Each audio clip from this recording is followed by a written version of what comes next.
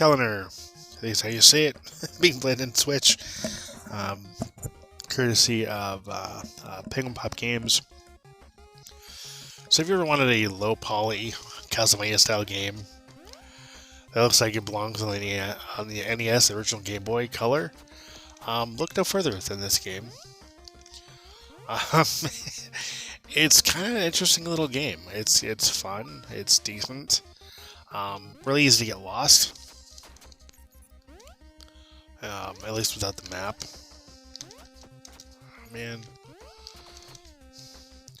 So you go around killing enemies, collecting coins, and you use those coins to level up your character's attack, health, eventually other stats, and so forth. You collect relics, kill bosses to gain abilities. It's overall a really cool little game. It just has a really high difficulty curve, at least in the beginning.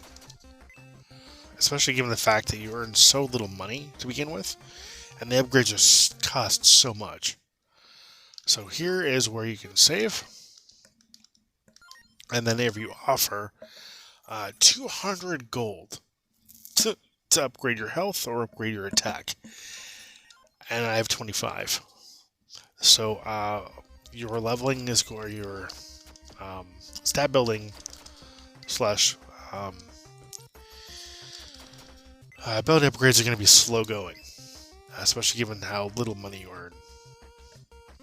So keep that in mind. This game is a slow burn, but it's definitely worth it, I think. It's definitely a fun game. It's challenging. It looks good, sounds good, and plays pretty well. I just wish that your abilities didn't cost so much, and it didn't take so long for you to earn enough to actually upgrade your stuff. But I do appreciate the fact you have a lot of health. And the game can be cheap sometimes in the sense that the bats will come up from the bottom, and you'll also get stuck on the ladder sometimes, like I just did, and get nailed. And I'm going to try not to get killed here. There we go. With this game, you can use either the analog stick or the D-pad. I'm choosing to use the D-pad just because it feels better to use the D-pad with this kind of game rather than the analog stick. I like the different enemy variety. I think it's kind of cool. The skeletons, the slimes, and the bats, and the zombies are kind of cool. And before you get the map, you kind of have to be wary because if you get so much money and or get so far, and you're like, oh, I really wish I could save, you really have no idea where the next save point is.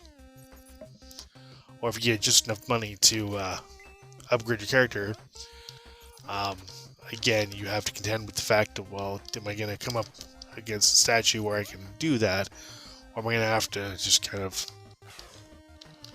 slowly make my way back the way I came, or slowly make my way forward, hoping not to die. So I think that's where the challenging aspect comes into play here.